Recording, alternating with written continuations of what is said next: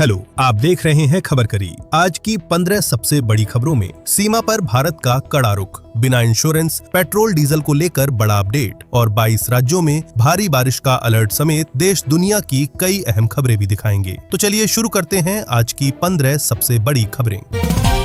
प्रधानमंत्री नरेंद्र मोदी का Facebook video कुछ समय के लिए हटने के बाद सोशल मीडिया कंपनियों की जवाबदेही पर बहस तेज हो गई है। मेटा ने इसे तकनीकी गलती बताते हुए वीडियो वापस बहाल किया और खेद भी जताया, लेकिन सरकार और संसद की स्थायी समिति अब इस मामले को गंभीरता से देख रही है। एल्गोरिदम, कंटेंट मॉडरेशन और सेफ हार्बर जैसे मुद्दों पर सोशल मीडिया कंपनियों से जवाब मांगा जा रहा है।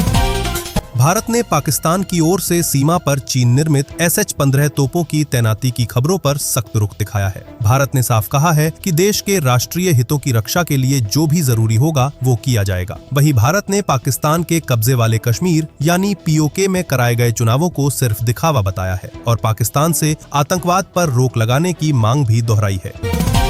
देश के कई राज्यों में लगातार भारी बारिश से हालात बिगड़ते जा रहे हैं। असम और गुजरात के कई हिस्सों में बाढ़ की स्थिति बनी हुई है। मौसम विभाग ने 22 राज्यों में भारी बारिश का अलर्ट जारी किया है। गरज चमक, बिजली गिरने और 50 से 70 किलोमीटर प्रति घंटे की रफ्तार से तेज हवाएं चलने की आशंका है। IMD ने भूस्खलन, पेड़ गिरने और निचले इलाकों में जलभराव व बाढ़ जैसी स्थिति को लेकर भी चेतावनी दी है। और अब बात करते हैं पेट्रोल से जुड़ी एक बड़ी खबर की। भारत में EVs पेट्रोल की क्वालिटी को लेकर बड़ा सवाल उठ गया है। ऑटो इंडस्ट्री की संस्था सायम का कहना है कि E20 फ्यूल में तय सीमा से ज्यादा क्लोराइड और नमी मिल रही है। संस्था के मुताबिक इसकी वजह से गाड़ियों के कई जरूरी पार्ट्स में खराबी के मामले बढ़ रहे हैं। सायम ने सरकार से फ्यूल क्वालिटी के नियम सख्त करने, क्लोराइड की तय सीमा तय करने और पेट्रोल पंपों पर क्वालिटी जाँच बढ़ाने की मांग की है। इसी बीच पेट्रोल से जुड़ी एक और बड़ी अपडेट भी सामने आई है।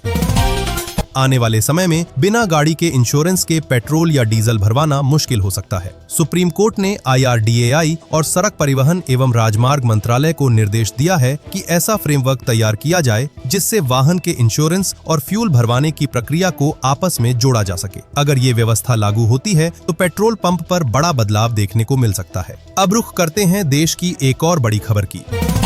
गृह मंत्री अमित शाह ने कहा है कि विदेशों में छिपे अपराधियों को लगातार भारत वापस लाया जा रहा है। उनके मुताबिक पिछले 7 साल में 274 अपराधियों को भारत लाया गया है। शाह ने ये भी कहा कि UPA सरकार के समय हर साल सिर्फ 4 अपराधियों को ही वापस लाया जा सका था। उन्होंने कहा कि अब अपराधी सिस्टम की कमियों का फायदा उठाकर बच नहीं सकते। भारत लाए गए लोगों में 26/11 हमले का आरोपी तहव्वुर हुसैन राणा भी शामिल है। वहीं दूसरी ओर सियासत में भी बयानबाजी तेज हो गई है।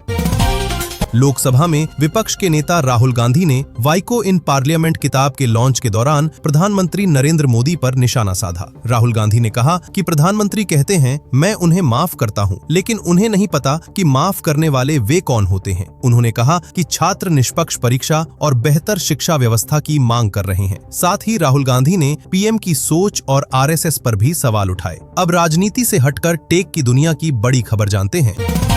अगर आप नया आईफोन खरीदने का इंतजार कर रहे हैं तो आपके लिए बड़ी खबर है। फ्लिपकार्ट ने फ्रीडम सेल 2026 का ऐलान कर दिया है। ये सेल 8 अगस्त से शुरू होगी, जिसमें iPhone 17 सीरीज के साथ iPhone 16 और iPhone 15 पर भी शानदार छूट मिलेगी। प्लस ब्लैक और फ्लिपकार्ट कार्ड मेंबर को 24 घंटे पहले एंट्री मिलेगी, जबकि SBI क्रेडिट कार्ड पर 10% तक का इंस्टेंट डिस्काउंट भी दिया जाएगा। और अब एक बार फिर रुख करते हैं राजधानी दिल्ली का। दिल्ली में EVs पेट्रोल के विरोध को लेकर अरविंद केजरीवाल का PM हाउस मार्च बीच रास्ते में रुक गया। पार्टी कार्यालय से निकले केजरीवाल और उनके साथ करीब 100 लोगों को पुलिस ने फिरोज शाह कोटला रोड पर रोक दिया। इसके बाद वो समर्थकों के साथ सड़क पर ही धरने पर बैठ गए। इससे पहले उन्होंने 3 मांगे रखी थीं। इनमें EVs और शुद्ध पेट्रोल दोनों का विकल्प, EVs की कम कीमत और पेट्रोल 84 रुपए प्रति लीटर से सस्ता करने की मांग शामिल है। अब बात करते हैं आपकी जेब से जुड़ी एक अहम खबर की। सोने की कीमतों को लेकर बड़ा अपडेट सामने आया है। इस साल जनवरी में सोना करीब 2 लाख रुपए के रिकॉर्ड स्तर तक पहुंचा था, लेकिन उसके बाद इसके दाम में करीब 50,000 रुपए की गिरावट आई। अब फिर तेजी की उम्मीद जताई जा रही है और एक्सपर्ट ने गोल्ड के लिए नया टारगेट दिया है। वहीं MCX पर मंगलवार को सोना 530 रुपए बढ़कर 1,43,453 रुपए प्रति 10 ग्राम और चांदी 2,109 रुपए चढ़कर 2,18,800 रुपए पर कारोबार करती दिखी। शेयर बाजार से भी एक बड़ी अपडेट सामने आई है। सरकारी बीमा कंपनी LIC के शेयर मंगलवार को तेज गिरावट के साथ लुढ़क गए। ये गिरावट ऐसे समय आई है जब कंपनी की 6.5% हिस्सेदारी की ऑफर फॉर सेल को संस्थागत निवेशकों का जबरदस्त समर्थन मिला। इस ऑफर के लिए 36,400 करोड़ रुपए की बोलियां आईं। जोरदार प्रतिक्रिया के बाद सरकार ने शेयर बिक्री में ग्रीन शू ऑप्शन इस्तेमाल करने का फैसला किया है। इधर पश्चिम बंगाल की राजनीति से भी बड़ी खबर सामने आई है।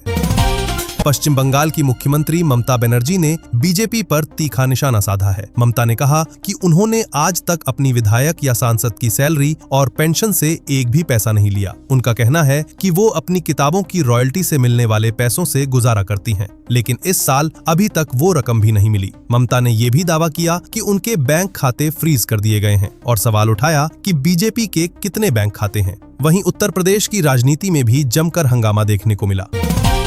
उत्तर प्रदेश विधानसभा में बजट पेश होने के दौरान समाजवादी पार्टी के विधायकों ने जमकर नारेबाजी की। सदन में चंदा चोर कहां मिलेंगे, बीजेपी के दफ्तर में जैसे नारे लगे। हंगामे के बीच मुख्यमंत्री योगी आदित्यनाथ ने सपा पर तीखा हमला बोलते हुए कहा कि पूरा प्रदेश उनका आचरण देख रहा है। उन्होंने कहा कि सपा लोकतांत्रिक मूल्यों में विश्वास नहीं करती और सदन का समय खराब करना चाहती है, जबकि सरकार हर मुद्दे पर चर्चा के लिए तैयार है। और अब राजनीति से निकलकर खेल जगत की बड़ी खबर पर नजर डालते हैं।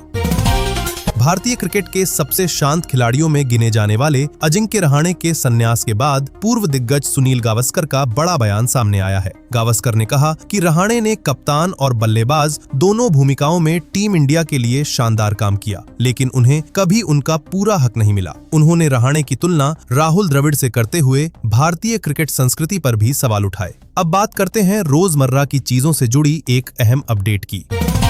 FSSAI की कार्रवाई के बाद डाबर ने बड़ा कदम उठाया है। कंपनी ने बताया है कि शहद, देसी घी और नारियल पानी जैसे प्रोडक्ट्स की पैकेजिंग और विज्ञापनों से 100% शुद्ध वाले दावे हटाने की प्रक्रिया शुरू कर दी गई है। डाबर का कहना है कि इस पूरे मामले में कानूनी सलाह भी ली जा रही है। FSSAI ने ऐसे दावों वाले प्रोडक्ट्स की बिक्री रोकने के निर्देश दिए हैं। अगर आप मोबाइल यूजर हैं तो अगली खबर आपके काम की है।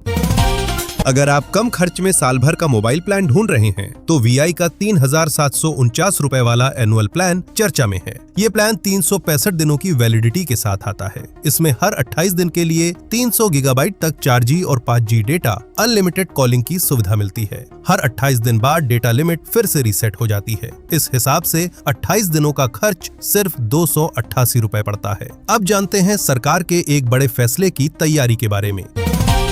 भारत सरकार विदेशी फंडिंग से जुड़े FCRA कानून में बड़े बदलाव की तैयारी में है। बताया जा रहा है कि संशोधन विधेयक सोमवार को पेश किया जा सकता है। ईसाई संगठनों ने इसका विरोध करते हुए कहा है कि इससे NGO की संपत्तियों और कामकाज पर असर पड़ सकता है। वहीं सरकार का कहना है कि मकसद सिर्फ विदेशी फंड की निगरानी रखना और उसके दुरुपयोग को रोकना है। अब बात करते हैं बैंकिंग से जुड़े नए नियमों की।